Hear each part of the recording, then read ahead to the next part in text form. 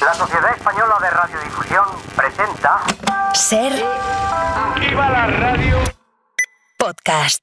Siempre. Hora 25.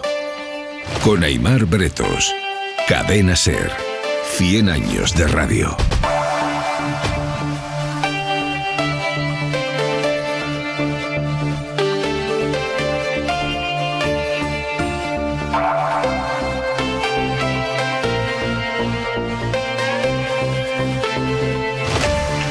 El presidente de Estados Unidos, Joe Biden, acaba de reconocer que temen que Irán ataque pronto a Israel en respuesta al ataque israelí al consulado de Irán en Siria hace semana y media.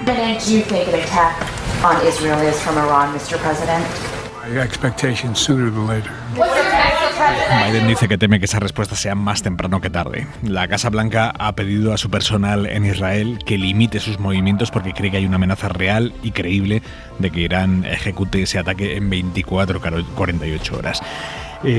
Con medio mundo temiendo esa respuesta iraní y sus consecuencias, hoy la Organización Mundial de la Salud ha asegurado que el mayor hospital de la Franja de Gaza, que es el hospital de Al-Shifa, está totalmente destruido y ahora es un cementerio. Esto lo dice la OMS, una agencia de la ONU. Esto no es una denuncia de parte, esto no lo dice jamás, lo dice la Organización Mundial de la Salud, que el mayor hospital de la Franja está destruido y ahora es un cementerio. Lo ha visto con sus propios ojos el jefe de cirujanos de la OMS, que es Tanos Gargamanis, y que acaba de volver de allí. Unfortunately, what we saw when we went to Shifa is that the hospital has been turned into dust and rubble. Por desgracia, lo que vimos en el hospital de Al-Shifa es que se ha convertido en polvo y escombros. The CT scan, like laboratory equipment. Todo ha sido completamente destruido. Las plantas de oxígeno, las máquinas de tomografía, los laboratorios, herramientas críticas para poder operar como ventiladores o para mantener con vida al paciente que usan los cirujanos, todo está destruido. Are all destroyed. The hospital's open spaces were filled with makeshift graves for people that lost their lives. En los espacios abiertos se han cavado tumbas improvisadas. Algunas tienen nombre, otras no. Y fue realmente chocante ver que hay cadáveres que se han dejado sin cubrir o que se han cubierto con mantas de plástico en los márgenes de los edificios.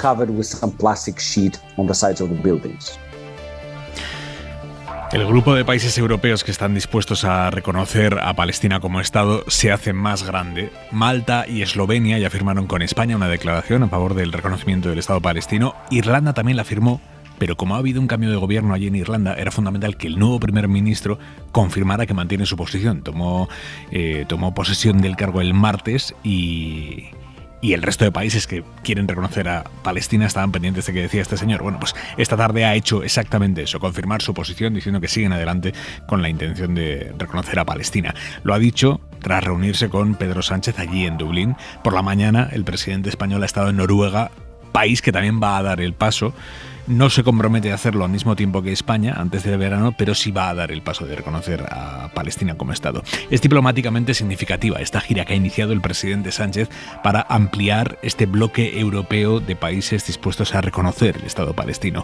Guillermo Lerma, enviado especial, buenas noches. ¿Qué tal, Aimar? Buenas noches. Tanto Noruega como Irlanda estaban previamente alineados con la postura española. Sus parlamentos se habían comprometido ya al reconocimiento cuanto antes de Palestina, pero con esta gira, además del compromiso explícito del primer ministro Stora, el presidente logra escenificar la existencia de un grupo de países europeos que van a trabajar de manera coordinada para dar ese paso diplomático. En lo que coinciden tanto Oslo como Dublín es que están preparados para hacerlo. En lo que no hay coincidencia es en cuándo, mientras que España o Irlanda hablan de hacerlo en las próximas semanas. Desde luego la voluntad es que podamos tomar esa decisión de manera coordinada.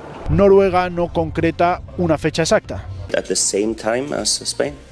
I don't exclude that, but we have not yet taken a decision. La Moncloa resta importancia a este matiz. Sánchez ve masa crítica suficiente en Europa para dar un paso que arrastre a otros países con dudas y, a pesar de la acogida fría que le dio el Congreso el miércoles, asegura que en España hay consenso político sobre este asunto. Lo que yo escuché en el Congreso de los Diputados fue un amplio respaldo por parte de los grupos parlamentarios a la posición del Gobierno de España de reconocer el Estado palestino. Es cierto que en el principal partido de la oposición estamos escuchando distintas voces que dicen que no, que dicen que tal vez.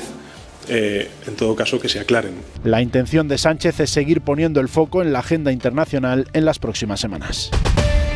En la mesa del análisis de este viernes, el escritor Juan Manuel de Prada. Prada, ¿cómo estás? Muy buenas, Aimar. Buenas noches. Buenas noches. Isabel Morillo, directora del Correo de Andalucía. Morillo, buenas noches. Buenas noches. Y el catedrático de Derecho Internacional, Juanjo Álvarez. Juanjo, muy buenas noches. Buenas noches. Juanjo, ayúdanos a entender, cuando hablamos de reconocer el Estado palestino, ¿de qué hablamos en la práctica? ¿Qué se reconoce? ¿A quién se reconoce? Es muy buena pregunta, porque no hay un manual de declaración de independencia o de reconocimiento de un Estado en la geopolítica mundial ni en la Carta de Naciones Unidas. Es una decisión de la Asamblea General de Naciones Unidas, que hoy día está constituido por 198 Estados, y allí hace falta 2/3 para que sea reconocido un Estado. Para que sea reconocido un Estado como Estado de pleno derecho, no como mero Estado observador, ¿no? Es pura diplomacia. No hay... a Kosovo se le reconoció porque tenía muchísimo interés Estados Unidos, y todavía hay estados, España entre ellos, y varios estados europeos, otros 4, que no le reconocen, ¿no? Es pura diplomacia. Creo que Estados Unidos tienen en mente que esto, antes de ir a la Asamblea General, sea objeto de las negociaciones, ojalá del final de la guerra, garantizando la seguridad a Israel y abriendo esa vía, ¿no? Y en esto no funciona, Aimar, esto del prior in tempore potior in iure, el primero en el tiempo es el que gana, ¿no? A mí me parece una postura valiente, interesante, la del presidente Sánchez, pero a veces hay que medir los tiempos de la diplomacia, porque nadie va a empujar esto a la Asamblea General hasta que todo lo que está ocurriendo allí pare, ¿no? Y tampoco habría que esperar a que pare para decir la evidencia de que hay hasta 10 resoluciones de Naciones Unidas que dicen que la solución de los 2 estados es la manera de traer la paz a Oriente Medio. O sea que cuando el señor Aznar dijo lo que dijo, que eso no existe y que no era admisible porque eso sería beneficiar a Irán, creo que cometió un error de bulto. Las resoluciones han dicho que existe y que es una manera a través de la cual lograr ese alcance, ¿no? Por tanto, ahora el debate es cuándo, de qué manera. Y en cuanto a la pregunta que hacías, el único órgano legitimado para reconocer a otro Estado como gemelo suyo, como Estado, es la Asamblea General de Naciones Unidas. ¿Tiene algún riesgo diplomático para España dar un paso así? Yo creo que sí. Sí, entendedme, en el sentido, como lo hay, muchos estados que esperan a ver qué dice Estados Unidos, porque detrás tienes o muchos premios o muchos deméritos frente a otros ámbitos, ¿no? Por desgracia es un mercadeo de decisiones y hay mucho de hipocresía en la diplomacia internacional, ¿eh? Creo que una cuestión es la que ideológica y desde un punto de vista humanista seguramente se defienda, y otra medir esos tiempos. Alguien tiene que dar un paso adelante, como lo dio Sudáfrica en la Corte Internacional de Justicia, y a mí me parece interesante que España busque ese tipo de planteamiento, pero yo diría mejor sin pausa que con prisa, porque hace falta un consenso importante para ello, ¿no? Isabel Morillo, ¿qué relevancia política tiene esta gira, este viaje de Pedro Sánchez tratando de sumar gobiernos a esta voluntad europea de un reconocimiento más o menos simultáneo del Estado palestino? Bueno, yo creo que el presidente Sánchez tiene muchísimo mejor cartel internacional que ahora mismo en España. Sinceramente creo que a él se le da francamente bien y coger banderas tanto en el seno de la Unión Europea como en giras internacionales de mayor amplitud, ¿no?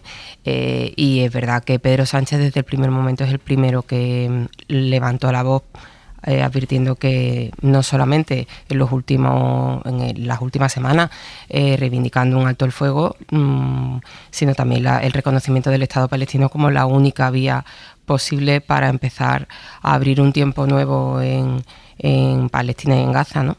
Lo que yo no sé si en el momento actual, y eso lo sabrá perfectamente Juanjo y tendrá mucho más elementos para el análisis, si en el momento actual, si se consiguiera efectivamente el reconocimiento de un Estado palestino, valdría para algo, a la vista de que ni siquiera es posible que Israel deje de matar civiles, ¿no? Creo que es francamente complicado y no sé si el momento de hacer esto es ahora o habría otros pasos previos, porque a mí lo que me llama la atención es que no se empiece por exigir en el seno de la Unión Europea un alto el fuego inmediato, ¿no? Lo que pasa que es que, claro, ¿cuál es el momento? Porque es que a lo mejor si lo diferimos mucho es que deja de haber palestinos, ¿no? Por aniquilamiento. Totalmente. Claro. Entonces, yo creo que esto, vamos, no digo que se tenga que hacer precipitadamente, pero yo creo que hay que aunar voluntades para que esto sea posible. Y yo no creo que tenga que ser la condición que la guerra haya terminado, porque es que el que la guerra haya terminado, yo lo siento mucho, por muchos aspavientos y jeribeques que se hagan, a mí me da la impresión de que esta guerra Israel la quiere terminar de una manera. La quiere terminar de una manera, que es dejando Gaza aplanada y vacía. Aplanada y vacía, es la impresión que a mí me da, ¿no? Entonces, no, yo creo que hay que procurar hacerlo cuanto antes y hay que procurar al llegar el mayor número de voluntades posibles. Yo además creo que el presidente Sánchez debería tratar incluso de ampliar, por ejemplo, a América, ¿no? A la América hispánica. Este concurso, ¿no? de naciones que aboguen por el reconocimiento del Estado palestino. Luego, además, ese reconocimiento habrá que ver con qué fronteras. Este es un tema muy importante. Claro. Este es muy importante porque Israel lleva infringiendo las resoluciones de Naciones Unidas durante décadas y apropiándose de territorios que las Naciones Unidas no le han reconocido como propios. Es decir... Bueno, es una cuestión peliaguda, pero al mismo tiempo creo que es una cuestión urgente desde el punto de vista humanitario. Aquí se ha mencionado que por motivos ideológicos, es que aquí yo no veo ideología. Yo aquí no veo ideología de verdad, o sea, lo digo de corazón. Aquí nos tenemos que apartar las anteojeras de la ideología. Yo soy de derechas, yo soy de izquierdas. No, miren ustedes, aquí hay un pueblo que está siendo masacrado. La noticia que acabas de dar de este hospital, ¿no? Autoridades que eran de Naciones Unidas o de la Organización Mundial de la Salud, que han descubierto que está reducido a escombros, ¿no? Y que los cuerpos están ahí abandonados, metidos en sacos de plástico. En fin, no sé. Es verdad que hasta ahora el PP, ante este planteamiento, las palabras de su líder no han sido de rechazo frontal, ni muchísimo menos. En la línea en la que se ha manifestado Feijóo, simplemente... pedir que haya más países de peso que acompañen a España, que no vayamos en solitario, pero en el fondo no se advierte una diferencia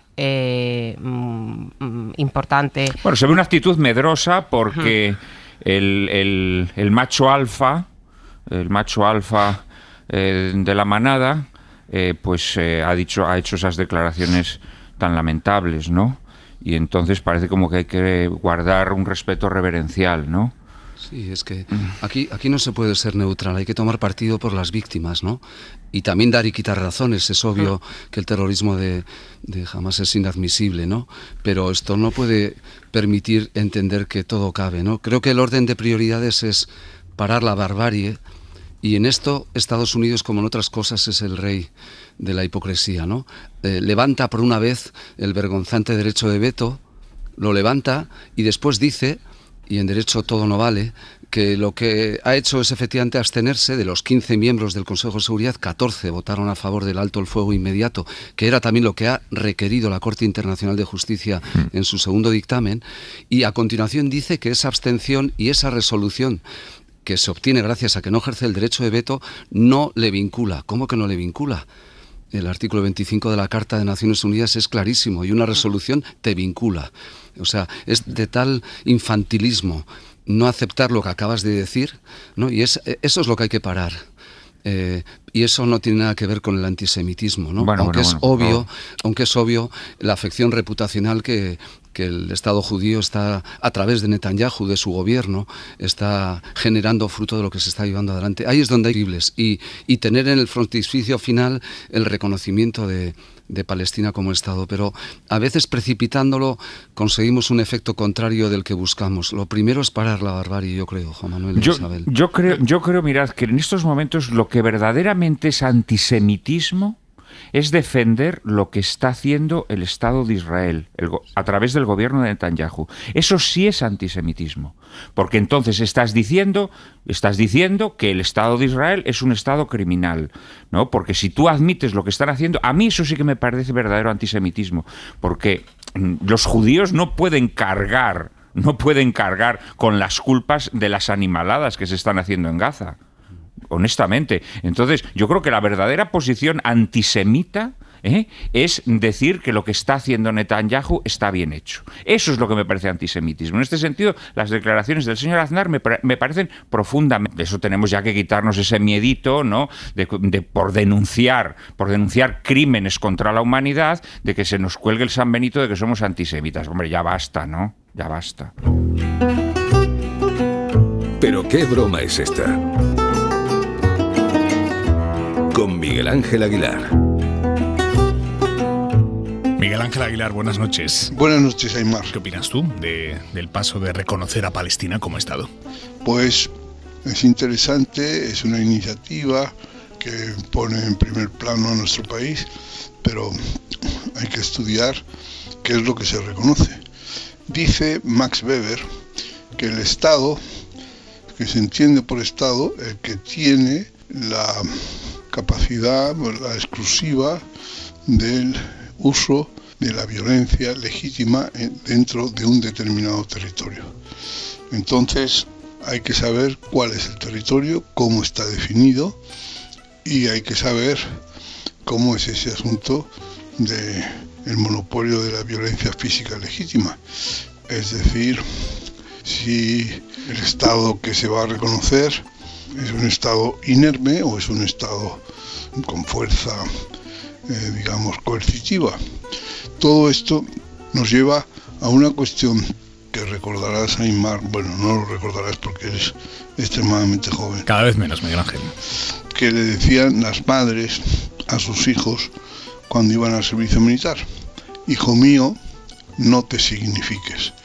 Aquí la cuestión está es si el gobierno español se está significando en exceso, porque la ventaja de formar parte de un club como la Unión Europea es que, yendo todos de la mano al unísono, pues nos ahorramos significarnos, nos ahorramos que haya represalias tomadas sobre uno en particular. Yo creo que esto que está haciendo el presidente es digno de estudio, pero que debe tenerse en cuenta que de esa significación derivan riesgos que podrían ahorrarse si vamos todos de la mano.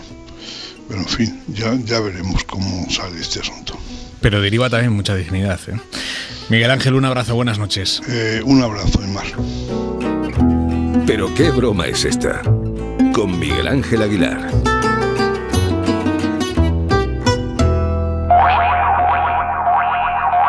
Todo apunta a que el acuerdo entre la Comisión Europea, España y Reino Unido sobre Gibraltar está a punto de caramelo, que es cuestión de semanas llegar a un pacto que sería histórico para permitir eliminar la verja que separa la línea del Peñón de Gibraltar. Nunca antes había producido una reunión de tan alto nivel como la de hoy. Ha sido en Bruselas. Estaba el vicepresidente de la Comisión, Sefcovic, estaba el ministro de Exteriores español, José Manuel Álvarez, estaba su homólogo británico, que es David Cameron, ex primer ministro británico, reconvertido ahora en ministro de Exteriores británico, y estaba allí también el ministro principal de Gibraltar, Fabián Picardo. Le preguntaron el otro día a Álvarez, pero va a ir Picardo, en calidad de que dice, bueno, la delegación británica puede llevar a quien quiera. Bien, está allí Picardo también. Han emitido una declaración conjunta en la que no concretan demasiado los detalles de lo que están a punto de pactar, pero sí dicen que han avanzado mucho y que están a punto de pactar. Puedo decir que desde luego nos han llegado señales positivas, muy positivas. Se han acordado las líneas políticas generales en temas muy trascendentes para, lógicamente, el Gobierno de España, como es el aeropuerto, bienes y movilidad. Así que todo apunta a que en las próximas semanas asistiremos a un acuerdo muy relevante en el que tienen que quedar concretadas cosas como quién hace el control de pasajeros, ahora que Gibraltar va a estar en el espacio Schengen y Reino Unido no, o cómo se gestiona el aeropuerto que los británicos construyeron sobre un terreno que teóricamente no les correspondía. Radio Algeciras, Rubén García.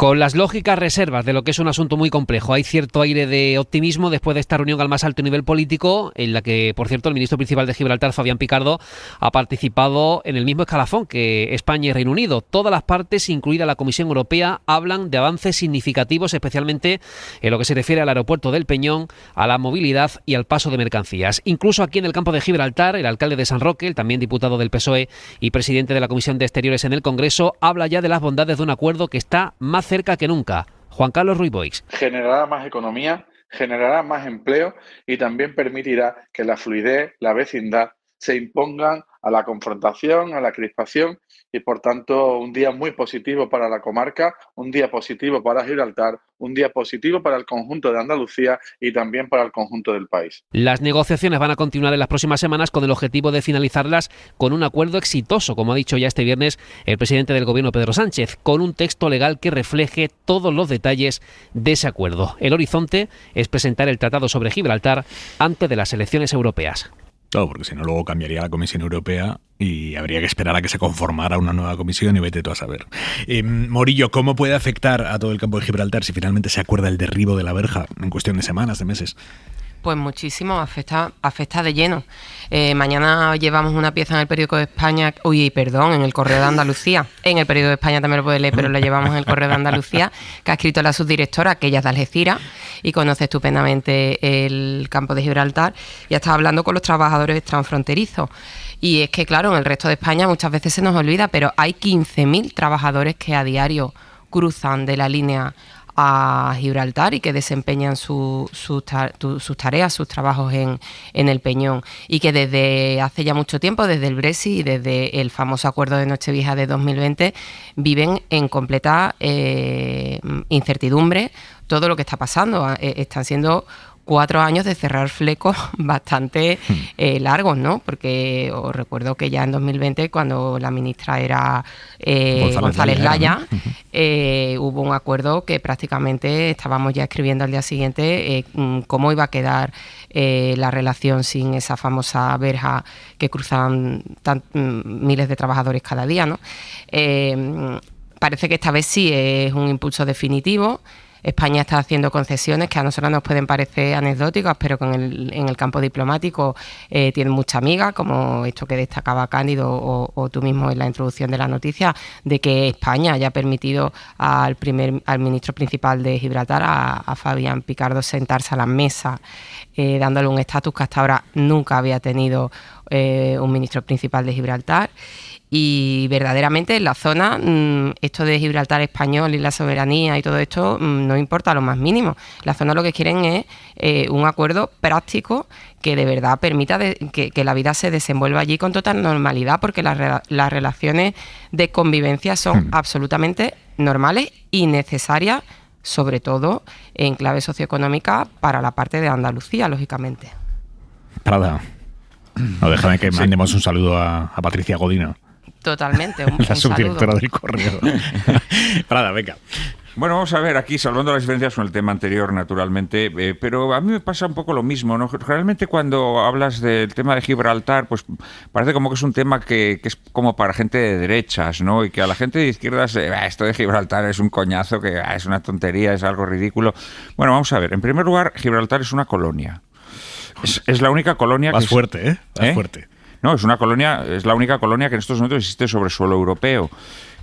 Y creo, me parece a mí, que el régimen colonial pues es algo que estaremos todos de acuerdo que debería ser abolido, ¿no? Por otra parte, Gibraltar es un paraíso. Es un paraíso. Sí, bueno, ¿cómo se llaman los países en donde...? Es decir, paraíso fiscal. Paraíso fiscal y más cosas, ¿no? Y más cosas. Y por lo tanto, también creo que esto no lo podemos aceptar, ¿no? A mí me dan miedo este tipo de negociaciones porque de alguna... reconocer un statu quo, y a mí esto me parece peligroso poner a este sujeto, a este Beniwiwi británico que dicen que es el ministro de Gibraltar, ¿no? Porque yo creo que el Estado español tendría que haber llevado a Moreno Monilla o al presidente de la Diputación de Cádiz. Pues mira, hubieran estado encantados de sentarse. De hecho, hay una mesa cuatripartita que los tendrían que haber sentado a esa mesa, ¿no? Pero en líneas generales, vamos a ver, el tema de Gibraltar es una cosa que a mí me parece sangrante.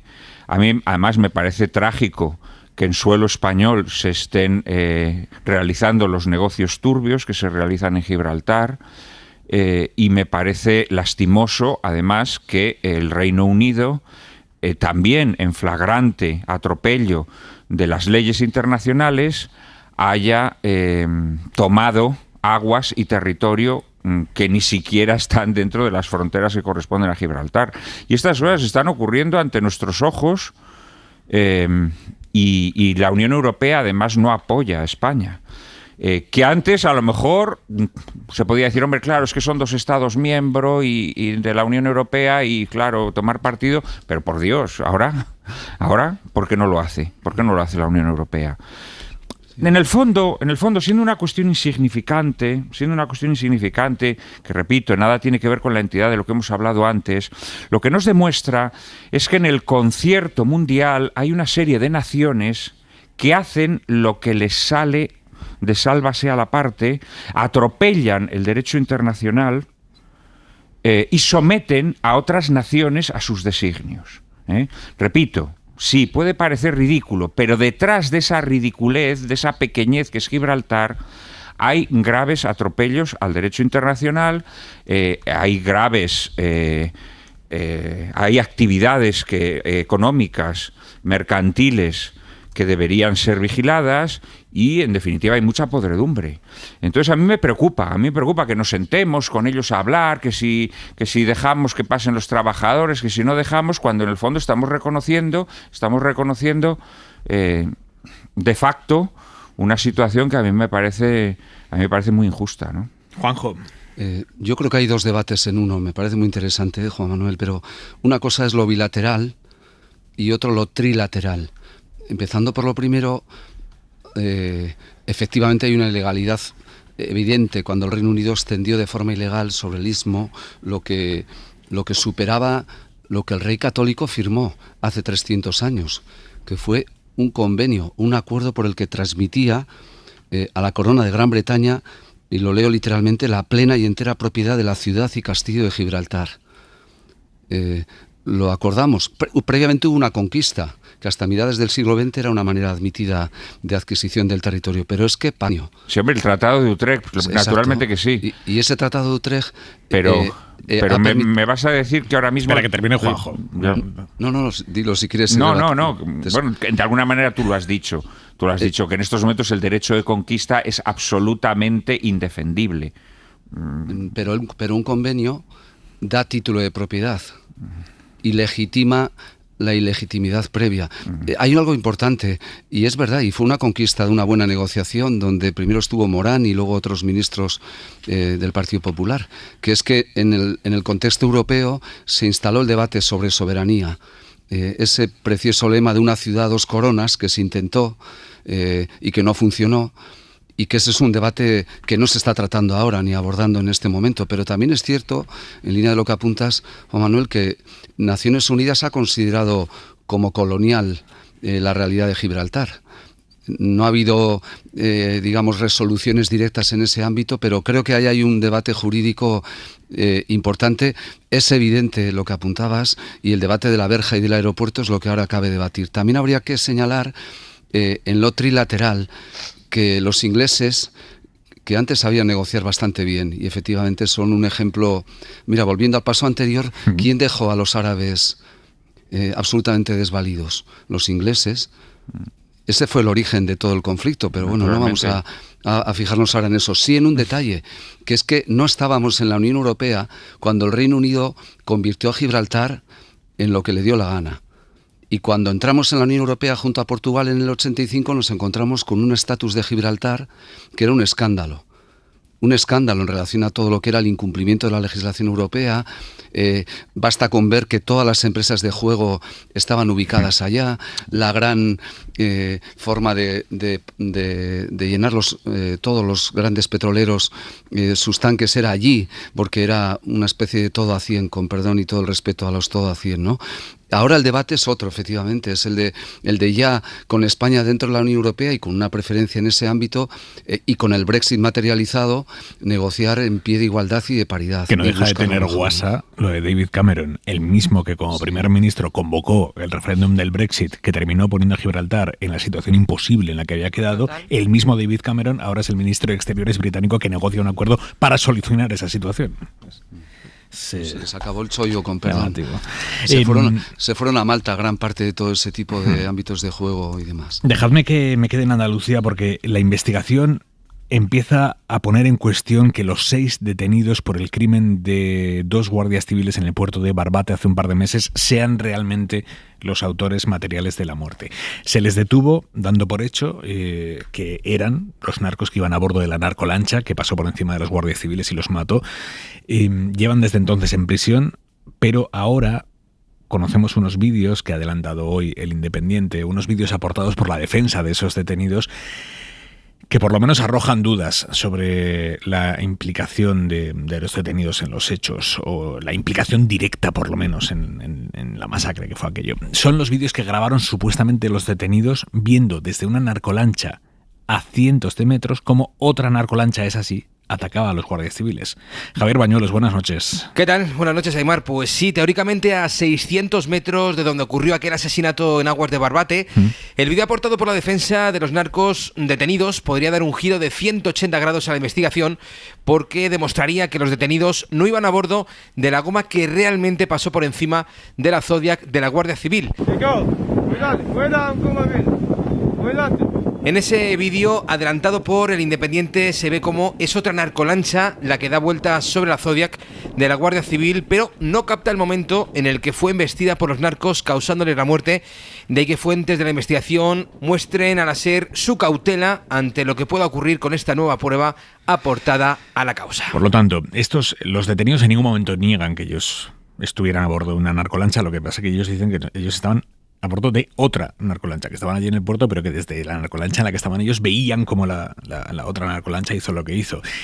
En el vídeo se ve cómo esa narcolancha en la que estaban los detenidos tiene supuestamente la que mató a los guardias civiles tenía una. Bueno, en esto hay versiones contradictorias, Aimar, porque hay testigos cuyo relato está recogido en el sumario, en el que declararon que la narcolancha que chocó con la patrullera de la Guardia Civil tenía 2 antenas, una con señal de GPS y otra para dar cobertura wifi. En cambio, los detenidos siempre defendieron que la goma que asesinó a los 2 guardias civiles tenía solo una antena. De hecho, en ese vídeo es cierto que se comprueba cómo la narcolancha desde la que se graba tiene 2 antenas y la que pasa por delante, dando vueltas sobre la barca de la Guardia Civil, tenía solo una antena. A eso hay que sumar, Aimar, otro elemento que dificulta la comprobación. Las 2 únicas lanchas que tenían 4 motores son las que tenían esas antenas, de ahí la dificultad para detectar cuál fue la barca que realmente pasó por encima de los 2 guardias civiles. Había una posibilidad, Javier, y es que los vídeos estuvieran manipulados, estos vídeos que han presentado los abogados de los detenidos, pero la propia Guardia Civil, sus expertos informáticos, han demostrado que los vídeos no están manipulados, que son reales. Sí, se han analizado y los peritos de momento llegan a esa conclusión. El vídeo aportado por los narcos no está manipulado. Ahora bien,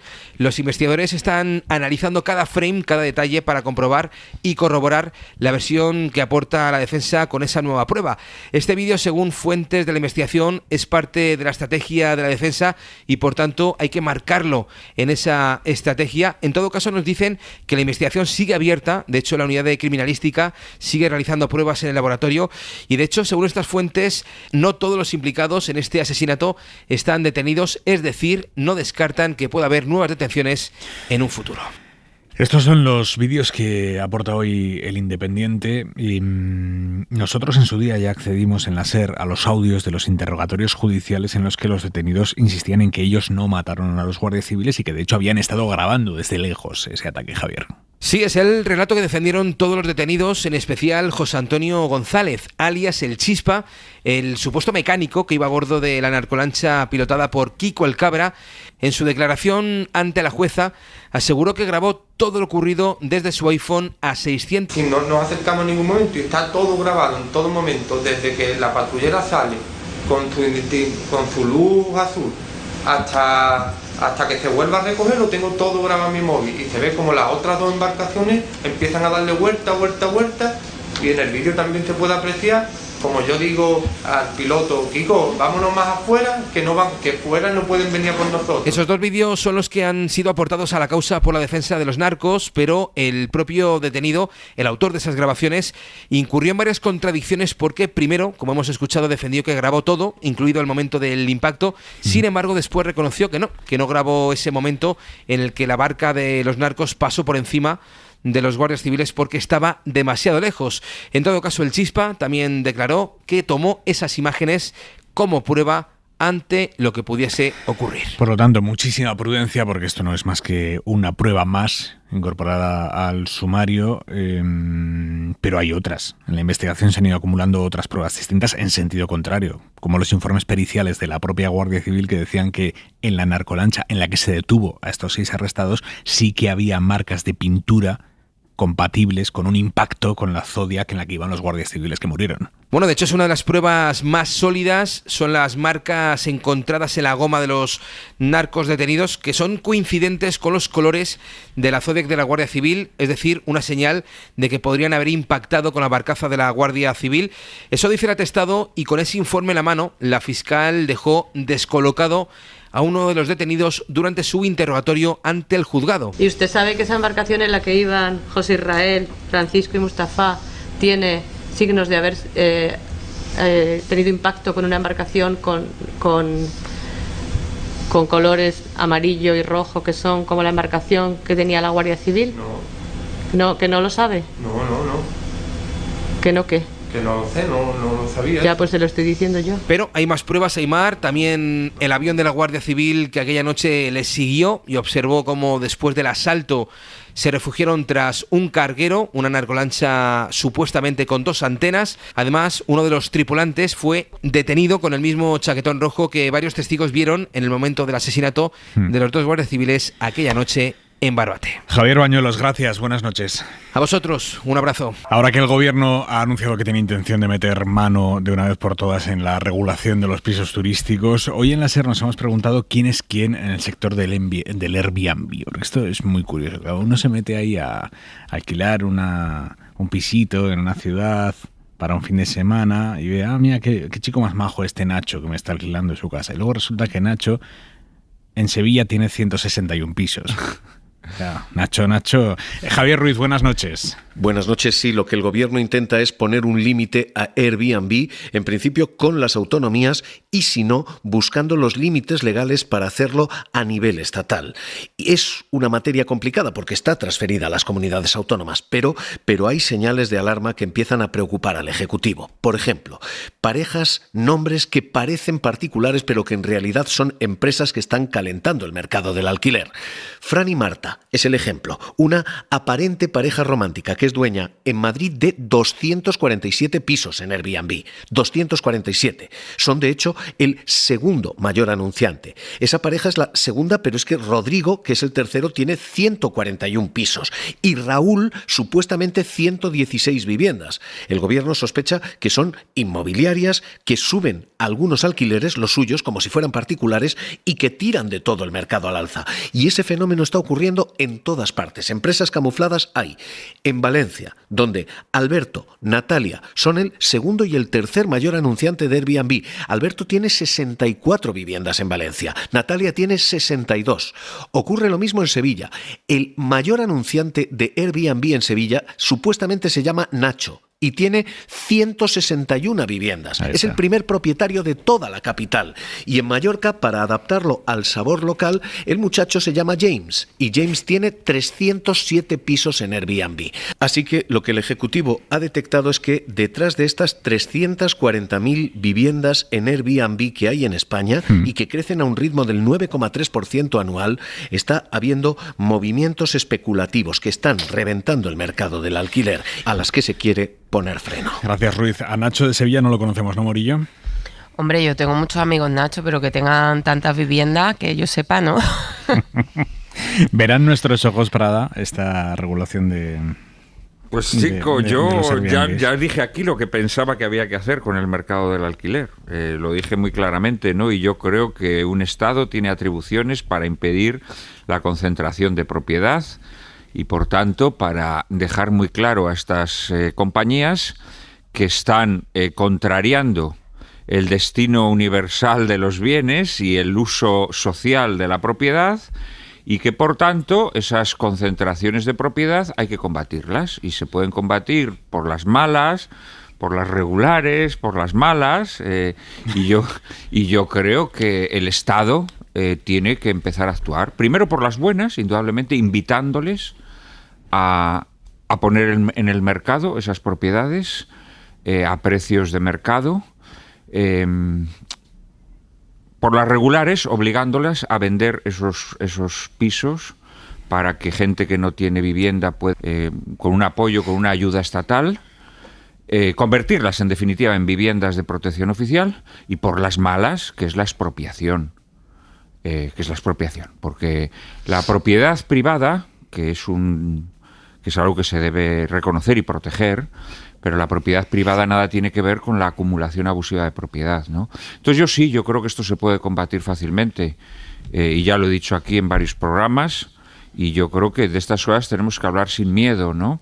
Porque si no es que enturbiamos el sentido del alquiler, que puede ser una institución social. O sea, yo veo muy bien, por ejemplo, que una persona que se tira toda la vida ahorrando, pues de cara a la jubilación, pues adquiera una propiedad y la ponga en alquiler. A mí esto me parece bien, y a eso ese sentido del alquiler es bueno, porque a la vez que ayudas a una familia a pasar su vejez, pues puedes a unas personas que no pueden adquirir un piso, las puedes también ayudar con un alquiler, naturalmente, que tenga unos precios debidos. Pero esto hay que combatirlo, esto es una lacra social. Morillo. Hay un estudio, estoy muy pesado, pero que hemos publicado en el Correo de Andalucía, donde hemos analizado el quién es quién de los pisos turísticos en Sevilla, y es que es curiosísimo porque ha habido un cambio en la estructura de la propiedad que se produce sobre todo a partir del COVID, de la pandemia.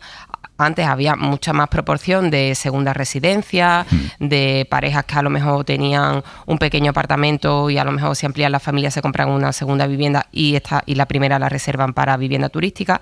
Y a raíz de la pandemia, un proyecto de investigación dirigido por el doctor Iván Díaz Parra, de la Universidad de Sevilla, que dice que a raíz de la pandemia, me imagino que claro, se para totalmente el negocio, hay mucha gente que no puede mantener las viviendas, y todo se convierte en pisos en manos de gestores profesionales y corporativos, sobre todo en grandes fondos de inversión internacionales, ¿no?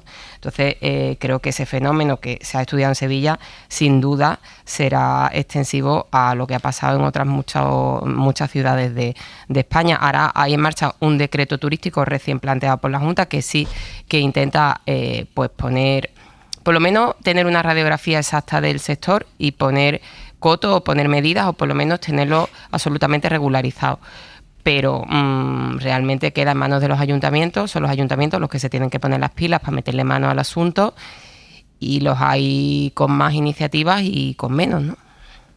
Juanjo. Sí, otra vez hay dos debates en uno, ¿no? Y el Tribunal Supremo ha dicho en varias ocasiones, y de hecho fue el que motivó la modificación de la Ley de Propiedad Horizontal, ¿no? Previendo que en una comunidad de vecinos, hasta que en sus estatutos no se recoja la prohibición expresa de este tipo de piso, e incluso los que lo hayan hecho antes de esa eventual decisión de la comunidad, no puede ser impedida, ¿no? Eso se dijo. Dos, en la ley de vivienda última, que ha generado mucho conflicto político y que está ante el Tribunal Constitucional, el propio gobierno excluía las viviendas de uso turístico porque entendía que eso es competencia de la totalidad de las comunidades autónomas, y dentro de ellas, de cada municipio, como apuntabas, Isabel, son las ordenanzas municipales las que tienen la capacidad de restringir y de limitar los abusos que se están produciendo. Tratar de hacerlo desde el Estado creo que tendría, y desde el Gobierno, un serio problema, porque cada municipio es el que mejor conoce qué nivel de saturación hay, qué abusos puede haber, y creo que teniendo una buena razón, siendo bien intencionada la idea de frenar aspectos especulativos, me da que esto no tiene mucho recorrido, porque el propio gobierno ha reconocido y hay sentencias, una respecto a una ley catalana en esa materia, en la que el Constitucional reconoció esa competencia no por otorgarla agraciablemente a las comunidades, que es lo que dice la Constitución y los estatutos, sino porque además se entiende que es dentro de esas comunidades cada municipio quien mejor puede ordenar esa cuestión, ¿no? Entonces creo que será difícil que a nivel estatal se pueda legislar esa materia. Fíjate que yo cuando se ha planteado la noticia ni siquiera estaba pensando en el alquiler turístico, estaba pensando que era alquiler normal. Nacho y James y todos estos estos testaferros, pensé que simplemente estaban poniendo su piso en alquiler, pero ni siquiera pensé que era alquiler turístico. Vamos a ver, el alquiler turístico es un abuso en todos los municipios de España, y esto es algo que se puede constatar. El señor Aimar y yo hemos vivido en la misma calle, el señor Aimar con buen criterio se fue de ella, yo sigo ahí atrapado y esa calle... Ya que intenté convencerte de que te salieras de ahí conmigo. No, ya, lo que pasa es que es muy triste, ¿sabes? Porque esa casa está ganada con el sudor de mi frente, pagada con el sudor de mi frente, me costó mucho pagarla y bueno, pues mi calle se ha convertido... en una calle de alquiler turístico, ¿no? Con lo que eso significa de destrucción de la vida social... y de convertir una calle que siempre fue una calle, como tú bien sabes, con fama de vida nocturna y demás, pero bueno, poco a poco se va convirtiendo en un infierno. Pero es que esto es algo generalizado, es decir, los municipios, desgraciadamente, están permitiendo estos abusos, están permitiendo la destrucción de las ciudades. Porque los centros de las ciudades están invadidos por el alquiler turístico y eso ha destruido completamente la vida natural de los barrios, ¿no? Entonces yo creo que el Estado naturalmente que sí tiene que intervenir. Si los municipios no lo hacen, si los municipios permiten todos estos abusos, el Estado debe intervenir. Pero ya tirando por elevación, efectivamente, detrás de estos Nachos y James que se anuncian, están grandes corporaciones, están fondos de inversión. Y los estados naturalmente que tienen que intervenir, porque es que además, digo más, es que si no intervienen llegará un momento en que los estados estén de rodillas ante estos fondos de inversión y grandes corporaciones, porque su poder será tan inmenso que es que ya ni siquiera podrán regular, porque dependerán de ellos, porque serán sus lacayos, serán ya sus siervos. Entonces yo creo que el Estado debe intervenir seriamente en esta cuestión, que a mí me parece muy grave, porque además, claro, esta concentración de propiedad monstruosa a la que estamos asistiendo es también acaparación de la riqueza nacional. Porque esos fondos de inversión al final lo que están es vampirizando la riqueza nacional, la riqueza de los españoles o la riqueza de quienes pasan por España y sustrayéndola naturalmente a los españoles. Entonces yo creo que sí, yo creo que el Estado tiene que intervenir, el Estado tiene la obligación de detener estos abusos y tiene que intervenir con todos los instrumentos a su alcance. Isabel, ¿no? Y Juanjo. Yo diría que eso ya está regulado, Juan Manuel. En la ley de vivienda se define como gran tenedor al que tiene 5 y en las 10 y el que está en las zonas tensionadas que otra vez corresponde al alcalde o alcaldesa de cada municipio y puede declarar tensionada toda su superficie o solo una parte. En esa bajas a 5 y ahí le aprietas mucho. Le aprietas tanto en las prórrogas como en la imposibilidad de subir el alquiler. Esa medida es la que está recurrida y a mí me parece muy razonable, muy correcta. Y entonces James, ¿por qué tiene 307 pisos? Porque aunque no me guste, los puede tener. Vivimos en un ámbito de mercado libre. Si no los ha obtenido ilícitamente, lo que hay que hacer es limitar los abusos y para eso la ley de vivienda lo permite. Pero a ti un mercado libre te parece un mercado en donde una empresa, una corporación puede tener 307 pisos cuando hay miles de personas sin hogar. Bueno, tú puedes expropiarle. Por la función social, pero no les puedes impedir tener los 300 y no me creas abogado de ese tipo de corporación. No, bien lo sé. Vamos a ver, te he hecho una pregunta retórica. Si no queremos convertirnos... Pero Estado de Derecho significa que el poder tiene la capacidad para cambiar las leyes, eso significa Estado de Derecho. Sí, pero no va a poder impedir la acumulación de propiedad. Podrá expropiarlas si cree que por su función social debe tener otro objetivo. ¿Por qué puedes impedir que un hombre tenga 27 mujeres y no puedes impedir que una persona tenga 300 pisos? Porque los pisos no tienen dignidad y no es un derecho fundamental, Juan Manuel. La poligamia, si te refieres a eso... Bueno, la poligamia, aparte de la inmoralidad del hecho, es algo que atenta contra la sociedad. Aquí practicamos la monogamia sucesiva hipócritamente y tampoco hay problema. Pero la poligamia contraviene los derechos de la mujer. Es contrario al artículo 14 de la Constitución. Pero la acumulación de propiedad contraviene los derechos de las personas que tienen un derecho a una vivienda digna.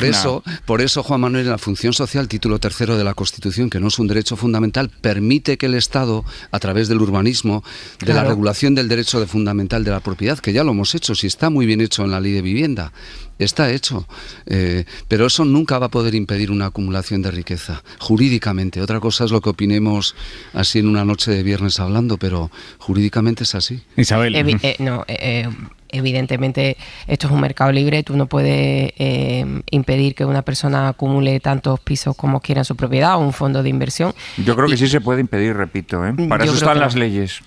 Yo creo que no, y que ahora mismo plantear a lo mejor la expropiación de pisos a fondos de inversión, bueno, yo creo que no sería ni siquiera bien recibido. Puedes combatir las posiciones de dominio, puedes yo creo que hay muchas fórmulas, pero desde luego expropiar o cambiar la propiedad no creo que sea el mecanismo. Hay muchos, de verdad, y ya hay muchos en marcha. Yo lo que hago es por defender la propiedad. Morillo. Mira, por ejemplo, lo que pueden hacer las comunidades autónomas y después ejecutar los ayuntamientos, porque las competencias están transferidas, pues se puede decir que hay zonas tensionadas donde no cabe ni un piso turístico más, o incluso donde se pueden revertir licencias porque hay un porcentaje de población, o sea, de pisos turísticos que impiden que haya población real viviendo. Eso se puede hacer perfectamente y se hace en el decreto de viviendas turísticas de Andalucía. En los ayuntamientos hay zonas que ya están, por ejemplo, como el centro de Sevilla, donde sobran 2.500 licencias que van a tener serias dificultades para revertirla, no van a dar ninguna licencia más y se van a poner a analizar una por una todas las licencias para ver las que no cumplen las condiciones y se pueden retirar. Ya eso va a ser complicado, pero bueno, mecanismos que planificar, y la actuación del Estado está clara, y de las comunidades autónomas y de los ayuntamientos, es hacer vivienda social, vivienda de alquiler a precio asequible, y eso también lo tienen los gobiernos y las administraciones en sus manos sin ninguna duda. Es decir, si tú en vez de hacer... Primero, que no se ha hecho vivienda protegida en muchísimo tiempo, pero si cuando vas a hacer vivienda protegida la haces en la periferia, en el extrarradio, en la ciudad de dormitorio, digámoslo así, y no las haces en el centro de la ciudad, porque claro, el suelo ahí es muy jugoso y es muy caro, pues al final estamos imitando modelos precisamente estos, ¿no?, de los pisos turísticos. O sea que claro que hay muchísimos instrumentos poderosísimos para regular bien la función social de la vivienda. A mí me parece que el de la expropiación que tú planteas es extremo, lógicamente. Oye, yo he dicho que ese es el último. Oye, no pretendáis pintarme. Que ya estás plegando velas, no. He dicho que se puede hacer por las buenas, por las regulares y por las malas. Y he dicho claramente que por las buenas se pueden hacer una serie de medidas, por las regulares otras y por las malas, naturalmente que sí, otras. Sí, y yo a los fondos de inversión los expropiaría. Bueno, venga, vamos a hacerlo ya y nos lo quitamos de encima. Yago de Vega, felicidades, Soriona, que enhorabuena. Hola, Aimar, ¿qué tal? Buenas noches, muchísimas gracias. Venga. Además sé que es sentido. Siguiente, vamos. ¿Qué temas llevamos las hoy? Imágenes que vimos ayer, sí, ¿o no? Sí, no, voy a hacer, lo digo, te lo recomiendo, voy a hacer otro monográfico de 2 horas del Athletic Club de Bilbao, ¿te parece? No, mira, lo iba a hacer, pero la federación... Que no puedo más. Yo te digo una cosa, lo vamos a seguir celebrando hasta que haya un nuevo campeón, o sea, te queda un año por delante, para que te vayas relajando. Que gane la próxima copa. No, que igual pasan 40 años. Lo celebramos 40 años. Que ha sido muchos años. Una travesía del desierto que no le deseo a nadie. Que digo que hoy era un día en el que teníamos que volver a hablar de fútbol, pero la federación cada vez se va empeñando en que hablemos de otros asuntos. Hoy Pedro Rocha, sabes que era el candidato único que había conseguido los avales para la presidencia de la federación. Entraba en el caso Brody, que se está estudiando toda la gestión económica de la época de Rubiales, donde por cierto Rocha estuvo como vicepresidente económico, o iba como testigo y ha salido del juzgado número 4 de Majadahonda como imputado. Es decir, ahora la pelota está en el tejado del Consejo Superior de Deportes, porque lo que ha hecho el TAT en este caso es abrir expediente y decir, oiga, que el único candidato a la presidencia de la Federación Española de Fútbol está imputado en un posible caso de corrupción en la federación, con lo cual ahora tiene que ser el Consejo Superior de Deportes, el CSD, el que decide si inhabilita o no a Pedro Rocha, como ya hizo en su día con Rubiales. Así que, por desgracia, vamos a tener que hablar de temas farragosos de juzgados. Ojalá se solucione el tema de la federación, porque además tenemos en el 2030 un mundial que tenemos que organizar. Vamos a hablar de fútbol. Ha empezado la 31ª, 2-1 al Celta de Vigo. El Betis, que recupera la 7ª posición. Esa 7ª posición que, gracias a la victoria del Athletic en la final de Copa, hace que se abra. Es verdad, esto es un dato objetivo. No, es verdad. Y están en la lucha Betis ahora mismo y Valencia. Y el Celta de Vigo sigue metido en la parte de abajo, 3 puntitos de ventaja sobre el Cádiz. Juanjo, ¿cómo lo hemos llevado por Guipúzcoa? Pues con bastante más austeridad emocional que en Bilbao, ¿no? La verdad es que, oye, que hace 2 años las pasamos canutas. Es bárbaro. Eso es el hecho social total. Hay que alegrarse de las alegrías de los claro demás. Claro que sí. Venga, Yago, te escuchamos luego. Adiós. La ropa para este fin de semana, Jordi Carbó, buenas noches. Buenas noches, pero espera, que estoy encendido. O sea, que cuento 3 de la Real ahora mismo aquí. Sí, efectivamente. Juanjo, tú y yo. De Leibar. Bueno, pero bien, Eibar. Amigo también. Sí. Pues venga, vamos al pronóstico ya. Básicamente ropa de verano, pero de principios de verano, y este matiz es importante porque las noches todavía son suficientemente largas como para que un jersey y una buena chaqueta se haga necesaria justamente durante las noches o al empezar las mañanas, si no después vienen los catarros. Pero es que durante las tardes, tanto del sábado como el domingo, temperaturas en el conjunto del país igual o más altas que hoy, es decir, máximas de 25 a 30 grados será lo más habitual, incluso en el litoral del Mediterráneo, que en los últimos días no ha subido tanto la temperatura, máximas alrededor de los 25. A partir del domingo por la tarde empezará a bajar en el Cantábrico, a la par que llegarán nubes. Y es que el fin de semana se presenta también soleado, y en Canarias con calima, que va a menos, también temperaturas que bajarán, pero aún así se mantendrán muy altas. Hasta el lunes, Carbón. Buen fin de semana. Ha sido un viernes de muchas despedidas. La primera, la de Roberto Caviali, el diseñador italiano, el rey del animal print. Joan Jimeno. Ha muerto en Florencia, la misma ciudad en la que nació hace 83 años, en una familia aristocrática. Su padre murió asesinado por un soldado nazi y fue su abuelo, que era pintor, uno de sus referentes y por el que, muy joven, Cavalli empezó sus estudios en una escuela de arte. Le gustaba la fotografía, aunque pronto se dio cuenta de que su vocación era la moda. Decía él que la moda es parte de nuestra vida. A sus 30 años fundó su propia firma que terminó siendo conocida por los animal print, estampados atrevidos de leopardo, de tigre o de cebra que triunfaron sobre todo en los años 90 entre mujeres con dinero. My animals print, Es algo sofisticado, decía cuando le preguntaban por el animal print. Su firma es sinónimo de ostentación y de lujo, que no solo ha diseñado ropa, también relojes, gafas, perfumes, zapatos o bañadores que han triunfado en los yates. En 1998 lanza, eso sí, una línea con precios más baratos, Just Cavalli, y en 2007 las Spice Girls vuelven a los escenarios con un vestuario diseñado por él.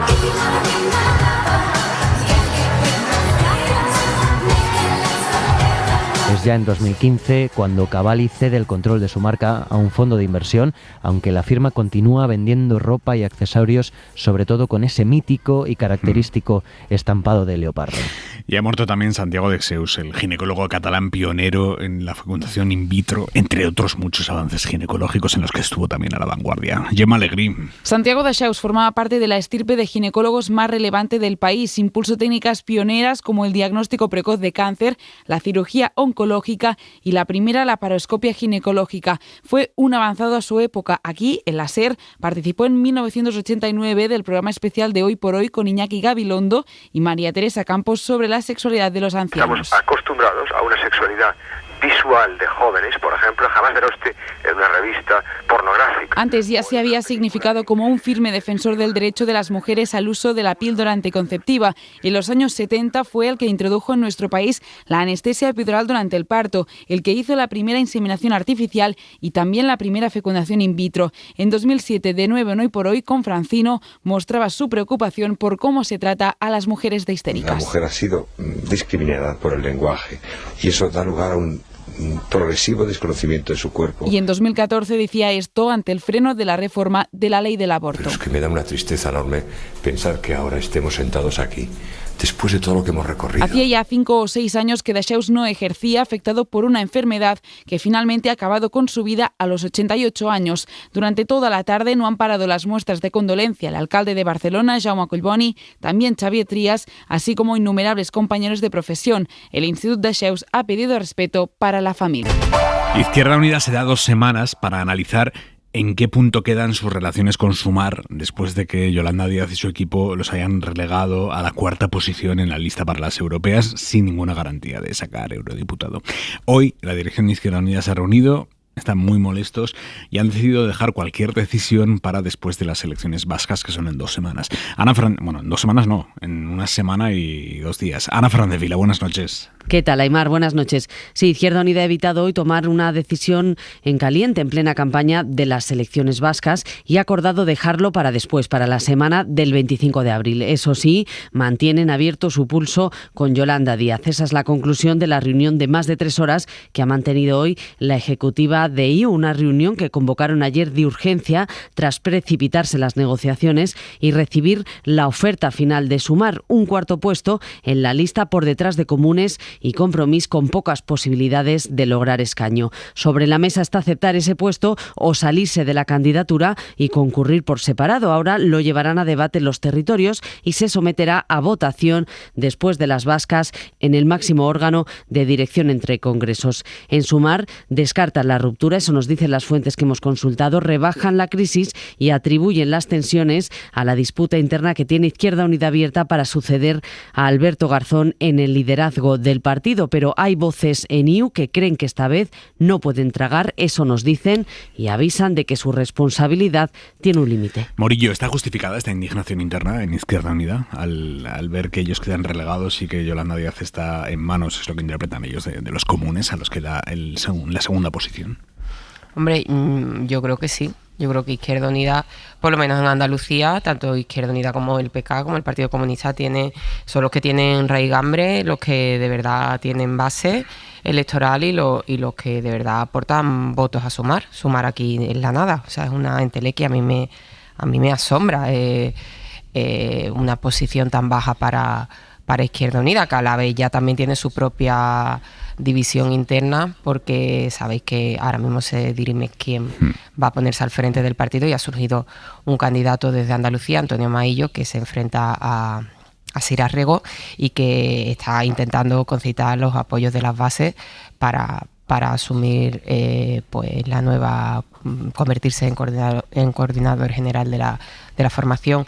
A mí me parece que Yolanda Díaz se equivoca integrar y sumar a todo lo que... Sumar, nunca mejor dicho, todo lo que tiene ahí dentro, ¿no? Y Izquierda Unida es suficientemente importante como para no quedar relegado al 4º puesto. Dicho esto, a mí me parece lamentable que de nuevo el debate de la izquierda sea el de cómo nos repartimos los sillones. Sinceramente, es que tienen muy poca habilidad, que en todos lados hay tirones, en todos lados se pelean por los puestos de salida de las listas. Por favor, no seamos ingenuos, pero algunos disimulan o por lo menos se encargan de que no esté ahí el foco, y lo de la izquierda es que siempre es lo mismo, siempre peleándose bueno, por lo menos en los últimos tiempos, peleándose por los sillones y por ir en los puestos de salida de la lista, que al final lo que significa pues alcanzar un puesto de eurodiputado o no.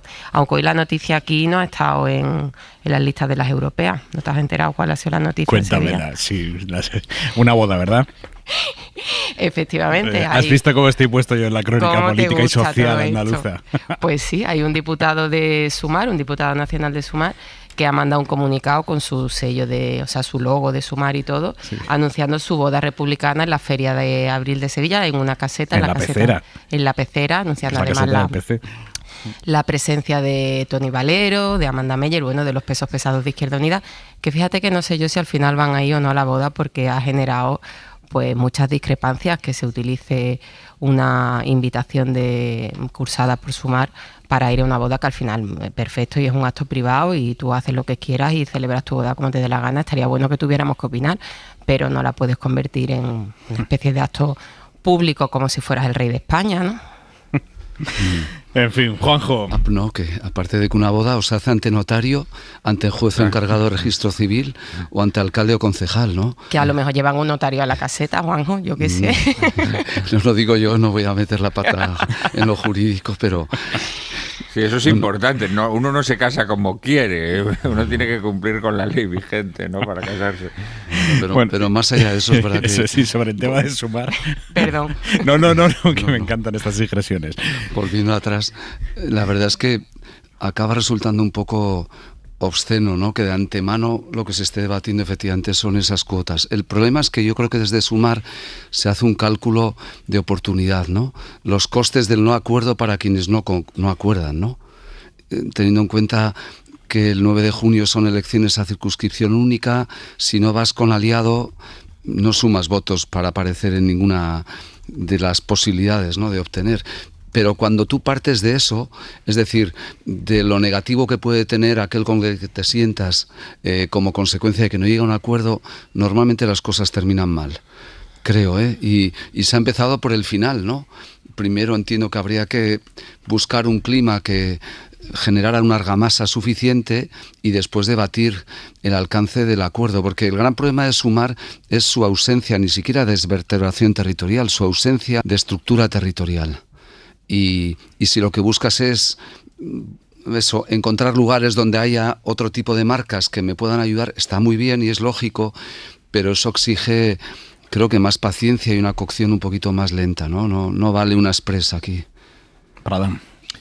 Yo es que creo que se podría decir que el Partido Comunista en el pecado lleva la penitencia, ¿no? Es decir, el Partido Comunista entregó la primogenitura por un plato de lentejas. Primero montó aquel conglomerado llamado Izquierda Unida, luego Izquierda Unida se fusionó o fue absorbido por Podemos, luego se integra ya en la mayor de las irrelevancias dentro de Sumar.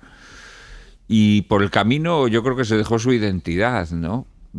Yo creo que se dejó su identidad y claro, ahora el Partido Comunista en el seno de Izquierda Unida, a su vez en el seno de Sumar, pues no es nada.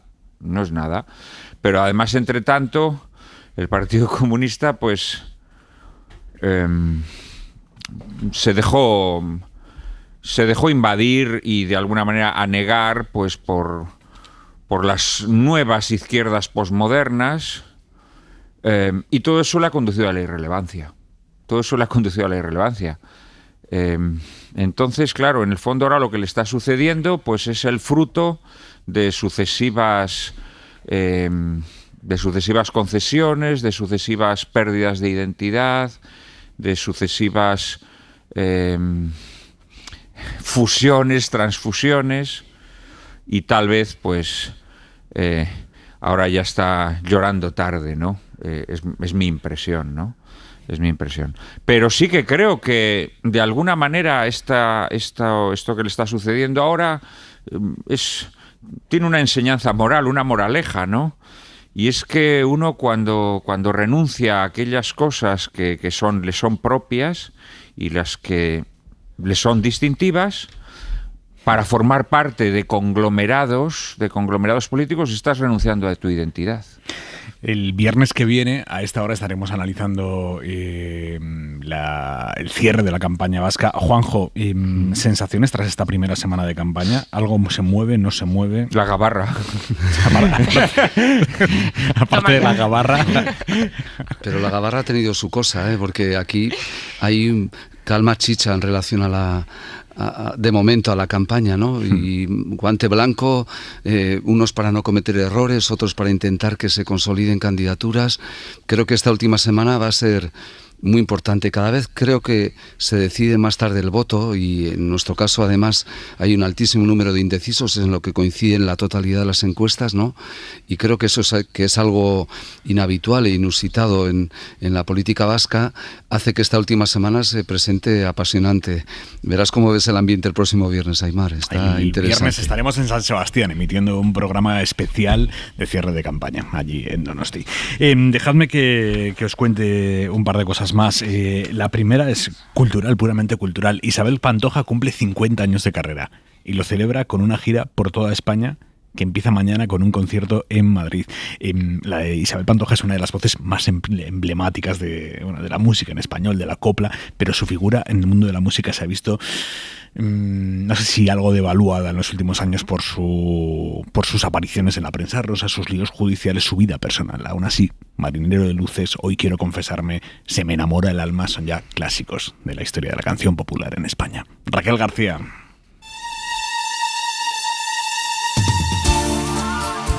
Apenas tenía 17 años cuando Isabel Pantoja se dio a conocer cantando coplas sobre los escenarios a los que siempre iba acompañada de su madre. Ese barco velero cargado de sueños cruzó la bahía. Enseguida la Pantoja alcanzó el éxito en España y en Latinoamérica, pero fue su matrimonio con Paquirri el que disparó su fama. La muerte del torero en Pozo Blanco en 1984 la convirtió en la viuda de España y la llevó a retirarse de los escenarios. Marinero de luces con alma de fuego y espalda morena. Marinero de Luces, disco con el que regresó un año después, logró vender más de 1 millón de copias. Y a mi gente se me antoja decir lo hermoso que canta mi Pantoja. A lo largo de estos 50 años de carrera, Isabel Pantoja no solo ha cantado copla, también ha tocado otros géneros, incluso ha cantado con su hijo DJ, Kiko Rivera. Por si hay una pregunta en el aire. Ha hecho cine y en los últimos años colaboraciones en programas musicales de televisión. Una larga carrera que tuvo que parar en seco cuando entró en prisión acusada de blanqueo de capitales en el caso Malaya. Años de mala relación con la prensa. No me vas a grabar más. No me vas a grabar más. Deudas con Hacienda y una vida expuesta en televisión con continuas polémicas como la que se creó después de negar que había salido del armario. No sabéis lo que se siente aquí arriba. Porque yo soy una más de ustedes, ¿eh? Que lo sepáis. A punto de cumplir 67 años, la Pantoja vuelve con nuevo disco libro en mayo y una larga gira nacional que comienza este sábado con un gran concierto en el Within Center de Madrid. Se me enamora el alma, se me enamora. Cada vez que te veo, doblar la esquina. Te veo sonreír, Prada. No sé si eres muy de Pantoja tú. No soy muy de Pantoja. Lo que pasa que sí que creo que un artista tiene derecho, más allá de sus... de lo que haya sido su vida o incluso de los delitos que haya cometido, a que su obra sea considerada, su aportación artística sea considerada sin contaminación del juicio que nos merezcan sus acciones personales. Yo creo que esto es muy importante, ¿no? Y cuando juntamos las dos cosas, de alguna manera creo que estamos negando el sentido del arte, ¿no? Y esto hoy en día se hace mucho, ¿no? A un artista, por su posición ideológica, pues se le denosta o se le enaltece prescindiendo de la calidad de su arte. A mí el arte de Pantoja, pues seguramente no es el que más me gusta, ¿no? Pero sí me gustaría que se enjuiciara al margen de determinadas circunstancias de su vida, ¿no? ¿Se puede separar realmente la obra del artista, Juanjo? Bueno, la pregunta nos daría para otra tertulia. Yo creo que sí. Pero yo creo que se debe de hacer, sí. Realmente el arte es emoción y te llega o no te llega, ¿no? Y el resto de circunstancias son otra cosa. Hombre, ¿no? es que si no, fíjate, Aimar, vamos a ver, por ejemplo, Neruda. Neruda fue un stalinista, defendió a Stalin a muerte, le cantó odas. Nosotros ahora sabemos que Stalin fue un asesino. Pero nosotros no podemos condenar a Neruda y, bueno, podemos condenar que Neruda se adhiriera al stalinismo, ¿no? Pero no podemos condenar la obra de Neruda. Lo mismo pasa con Ezra Pound. Ezra Pound fue fascista que apoyó hasta el último momento, pero nosotros tenemos que salvar su obra. ¿Por qué? Porque su obra es una aportación al arte, ¿no? Morillo. Yo creo que es complicado, pero hay que hacerlo, efectivamente. Ahí está Picasso, que fue también, se supone, un maltratador de su... Se supone, no, se sabe. No fue, se sabe, efectivamente, y eso no quita que sea un pintor impresionante y que abriera una nueva dimensión, ¿no?, de la pintura, y es un genio. Pero claro que a veces cuesta trabajo. En el caso de Isabel Pantoja, pues encima cuando el personaje está vivo, sigue alimentando polémicas y... pues es difícil, pero es verdad que ella tiene un público fiel que la sigue allá donde ella canta y que bueno, y que la Pantoja es mucha Pantoja, lógicamente. Ahora después, personalmente, a mí me cuesta olvidarme de la trama malaya, claro que me cuesta. Por lo que sea. Bueno, nosotros nos vamos esta noche con La vida que pasa.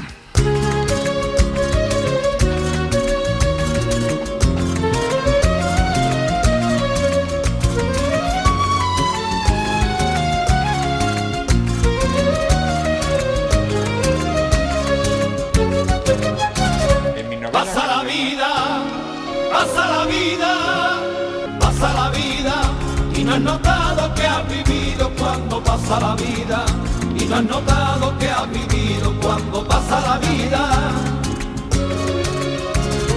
Pasa la vida, tu ilusiones y tus bellos sueños todos se olvidan. Tu ilusiones y tus bellos sueños todos se olvidan. Pasa la vida, que pasa la corriente, y el río cuando buscarla, y yo camino indiferente allá donde quiera. Ole. Qué bárbaro, cómo canta Morillo, ¿eh? Ay, por Dios, ¿se me escuchaba? Toda España. Pues bailo mucho mejor que canto. Madre mía, pues no quiero ni imaginar cómo Y me bailas. emociona que me pongas esta sevillana. Sabéis que mañana con el alumbrado comienza la Feria de Sevilla.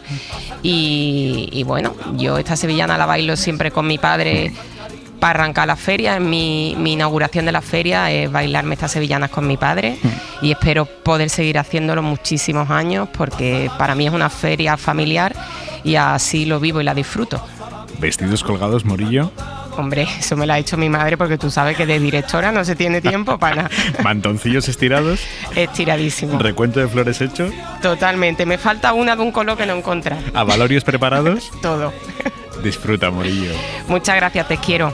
Y yo a ti. Disfrutad, sevillanos. Muchísimas gracias a los tres. Parada, Juanjo, Morillo. Ha sido un placer una noche más. Hasta pronto. Descansen y hasta el lunes. Adiós.